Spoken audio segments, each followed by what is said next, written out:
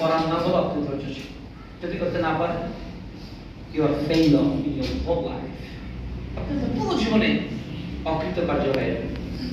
2 number ধৈর্য হলো পাপ থেকে বেঁচে থাকার ধৈর্য। এটা আরো অনেক কঠিন।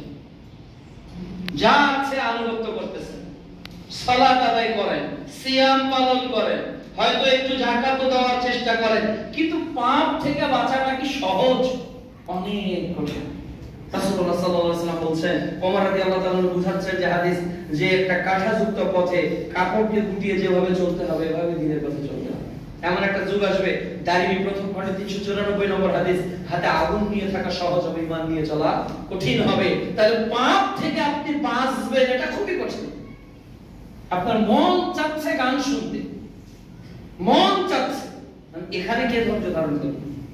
মন চাচ্ছে টিভিটা একটু ছেড়ে দিন, স্পোর্টস চ্যানেলগুলো একটু দেখি, একটু খবর দেখি যেখানে নারী খবর পড়ছে, এটা মন চাচ্ছে, আপনিও দেখছেন। তাহলে পাপ থেকে কি নিজেকে ধৈর্য ধারণ করাতে পারলেন?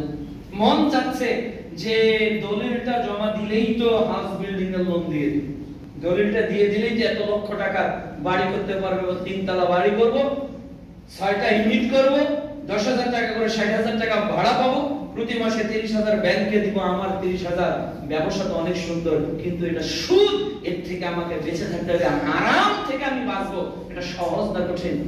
অনেক কঠিন। এখানে ধৈর্য কে ধরবে?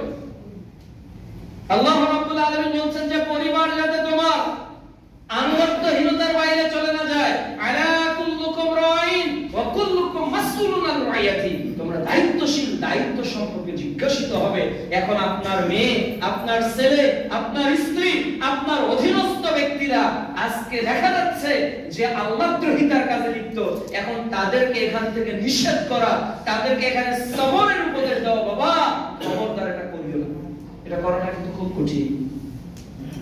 মন চাচ্ছে অশ্লীল কিছু দেখি, মন চাচ্ছে অশ্লীল কিছু শুনি, মন চাচ্ছে হারামের সঙ্গে নিজেকে জড়িত করে, হারামের সঙ্গে। এটা অনেক কঠিন, নিজেকে রক্ষা করা, আত্মরক্ষা করা।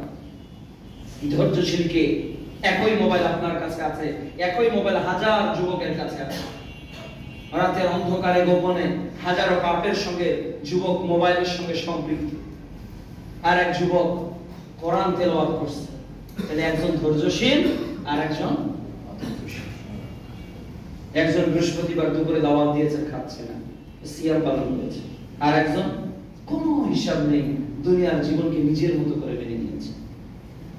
এজন্য প্রিয় উপস্থিতি, পাপ থেকে বেঁচে থাকেন, পাপ থেকে বেঁচে থাকেন, নেকি অল্প করেন, নেকির কাজগুলো অল্প অল্প করেন, কেবল ফরজ সালাতটা পড়েন, কেবল ফরজ সিয়াম পালন করেন, কেবল ফরজ যাকাতটা দেন, কেবল ফরজ হজটা করেন, এতটুকুই করেন, এতটুকুই করে, বেশি করিয়েন না, কিন্তু হারাম থেকে বেঁচে থাকেন, পাপ থেকে বেঁচে থাকেন। রাসূল সাল্লাল্লাহু আলাইহি ওয়াসাল্লামের কাছে এক ব্যক্তি এসে বলল, না রাসূল সাল্লাল্লাহু আলাইহি ওয়াসাল্লাম আমাকে এমন একটা আমলের কথা বলেন যে আমি জান্নাতে যাব।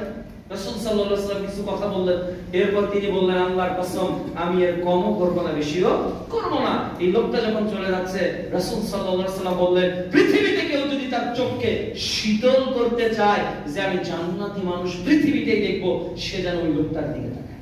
সুবহানাল্লাহ।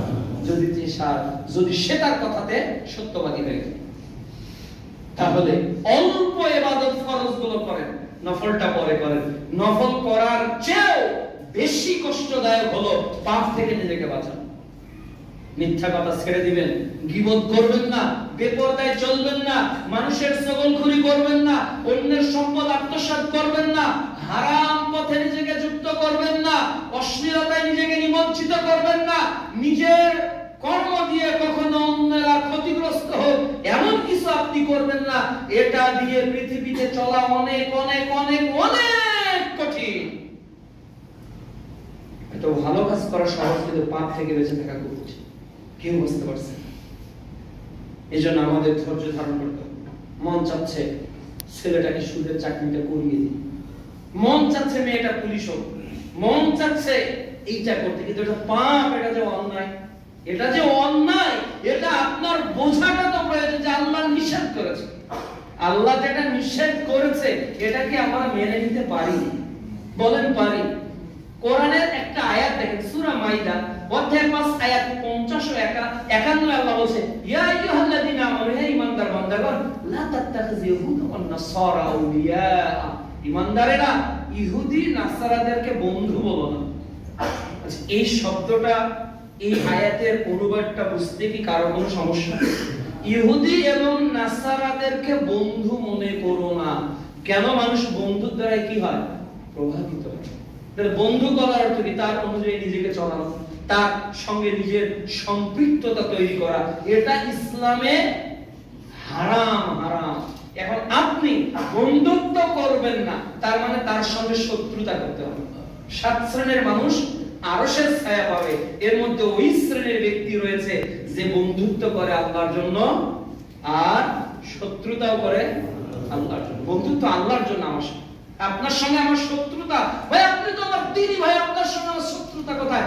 আপনার সঙ্গে আমার শত্রুতা হলো আপনার আকীদা আর আমার আকীদা এক না, আপনার তরিকা আমার তরিকা এক না, আপনার সাইকোলজি, আপনার যে ফ্রিডম অফ স্পিচ, আপনার যে অ্যাক্টিভিটিস, এটা আমার সঙ্গে যাচ্ছে না, এইজন্য আপনার সঙ্গে আমার শত্রুতা। হাবিল কাবিলের সঙ্গে বন্ধুত্ব ছিল না শত্রুতা ছিল? শত্রুতা ছিল না? ইব্রাহিম আলাইহিস সালাম আর হাজার বাপ বেটার সম্পর্ক ভালো, শত্রুতামূলক। স্বামী স্ত্রী ফেরাউন আসিয়া বন্ধুত্বমূলক না শত্রুতামূলক? শত্রু। আল্লাহর জন্য করেছে আসিয়া, আল্লাহর জন্য করেছে। ফেরাউনের বিরুদ্ধে আল্লাহর জন্য করেছে ইব্রাহিম আলাইহিস সালাম। মুসা নমরুদের ফেরাউনের বাড়িতে বসবাস করার পরেও মুসা আলাইহিস সালাম বিরোধিতা করেছেন, ফেরাউনের ইব্রাহিম আলাইহিস সালাম বিরোধিতা করেছেন, নমরুদের শত্রুতা ছিল আল্লাহর জন্য। আপনি আমার দিনী ভাই, আপনার সাথে আমার কোনো বিষয়ে মতপার্থক্য নেই। একটা জায়গায় মতপার্থক্য, আপনি ইহুদি খ্রিস্টানদের পথে চলতে চাইলে আমি কখনো আপনার সঙ্গে বন্ধুত্ব করতে পারবো না। আপনার সঙ্গে আমার সব সম্পর্ক ঠিক থাকবে। যেখানে আল্লাহ এবং তার রাসূলের অবাধ্যতা হবে, সেখানে আপনি যত বড়ই যুক্তি দেন, যত বড়ই কথা বলেন, আমি কিন্তু একমত হতে পারবো না। এটা কোনো মুমিনদের জন্য উচিত না, তাদেরকে বন্ধু বানানো উচিত না। কারণ কেউ যদি দুর্গাপূজা করে, সে কি আপনার বন্ধু হতে পারবে? কেউ যদি রবিবারে তাদের খ্রিস্টানদের যে তারা উপাসনা করে, ওখানে গিয়ে কি আপনি আপনার বন্ধুর সঙ্গে একসঙ্গে কি বসতে পারবেন? পারবেন না, তাই না? আপনি কি বৌদ্ধদের তাদের